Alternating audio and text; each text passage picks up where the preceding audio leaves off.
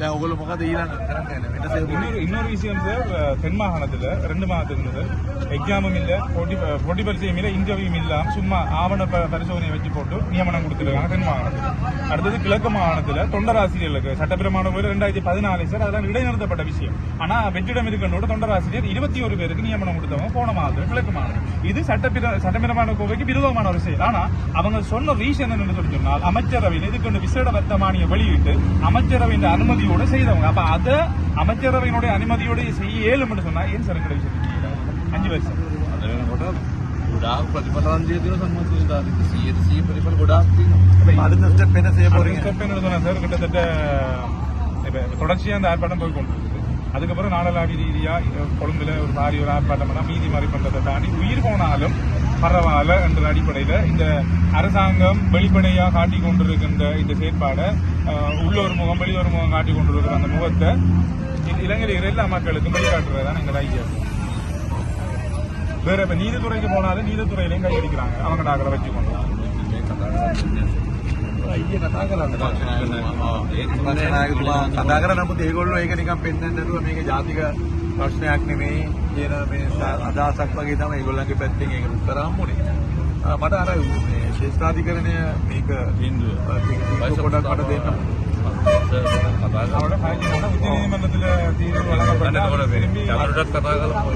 තීන්දුව පොඩක් දෙන්න ඒකයි මේ බලමු ඔයගොල්ලෝ ඊළඟට ගන්න පියවරවල් ගැන කියන්න අපේ පැත්තෙන් පුළුවන් සහයෝගයක් අපි දෙන්න.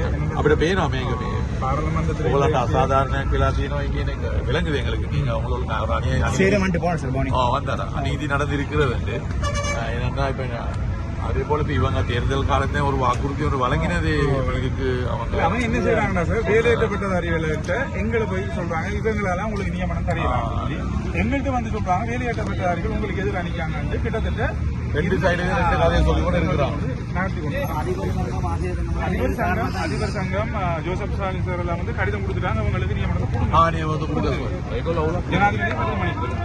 ஜனாதிபதி நீங்க பாடதாரி இருக்கிறீங்க கட்டுதல் பணிலாம் இருக்கு 40 வார்டம் 35 வார்டம் 30 வார்டம் இது ஒரு நியமனம் மட்டும் தான் சார் டிஓ. ஆனா செய்யற வேலை ஆசிரியர்கிட்ட வேலை செய்யும். ஒரு சவால் ඔක්කොම කරනවා. ඒක තමයි. ඒක තව ඒක MS වගේත් කරනවා. ඒක KKS වැඩත් කරන්න විදිය තියෙන්නේ. තියෙන පාසල තියෙනවා ඔක්කොම වැඩ කරනවා DOස්ලා විතරයි. අන්තිම කියන්නේ DOස් මුකුත් කරන්නේ නැහැ කියලා. OL රිසල්ට්ස් එක බලන්න පුළුවන්. ඒ වගේම AL රිසල්ට්ස් එක බලන්න පුළුවන්. grade 5 ස්කෝලර්ෂිප් රිසල්ට්ස් එක බලන්න පුළුවන්. හැම රිසල්ට්ස් එක අපි ගියාට පස්සේ තමයි වැඩි වෙලා තියෙන පාසල ඔක්කොම.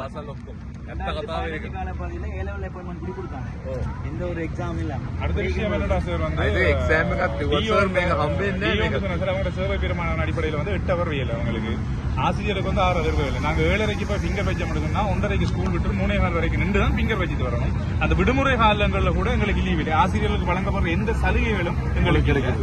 ஸ்கூல் நாள் லீவு நாள்ல போய் பிங்கர் வச்சு தனி ஸ்கூலுக்குள்ள கட்டடத்தை மட்டும் பாதுகாத்து போட்டு 3 நாளுக்கு தனி இருந்து வர வேண்டியிருக்கு. அதுல கிழக்குல வந்து ஒரு 2 பெண்களுக்கு வந்து பாலியல் பிரச்சனை நடந்தது. அதெல்லாம் தப்பிட்டாங்க ஏன்னா தனி இருந்தேன் நேரத்தில். இதை வந்து கூட அரசாங்கத்துக்கு நாங்க தெளிவுபடுத்திட்டோம். ஏன்னே கணக்கு எடுக்கிறோம். இப்ப போய் இடமாற்றத்துக்கு சில பிள்ளைகள் கேட்டா ஆசிரியர்கள் தேவை இருக்கு உங்களுக்கு நான் படிப்பிக்கிறேன். அப்ப அந்த இடத்துல யோசிக்கிற அரசாங்கம் நியமனம் தான் இது வெளிப்படையாவே சார். இது உண்மையா வெளிப்படையா சார். வடகிழக்குல எல்லாம் எத்தனை பேர் இருக்கிறாங்க? வடகிழக்குல வந்து கிட்டத்தட்ட 6800 பேர் இருக்காங்க. சிங்களம் தமிழ் முஸ்லிம் எல்லாம்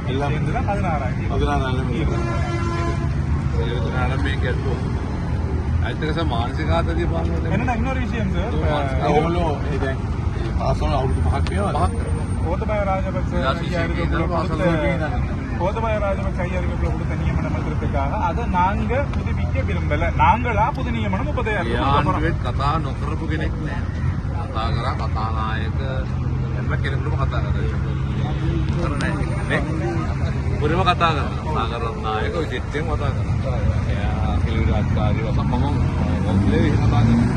ඒගොල්ලෝ කියන්නේ සහනයක් දෙනවා කියලා සුසේ ප්‍රේමජයන්ගේ පැත්තට දාලා හිටියා.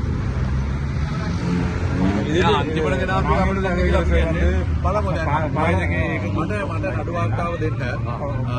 ඒකයි ඉතින් අනිත් පැත්තෙන් මේ බලමු අපි පාර්ලිමේන්තුව ඇතුලේ අපිට சார் என்னடா இப்ப சரிங்கண்ணா அந்த தீர்வறிக்கை வராம இருக்கிறதும் கூட அரசாங்கத்தினுடைய உள்நுழைவுகளா இருக்குன்றதை நாங்க சந்தேகிக்கிறோம்.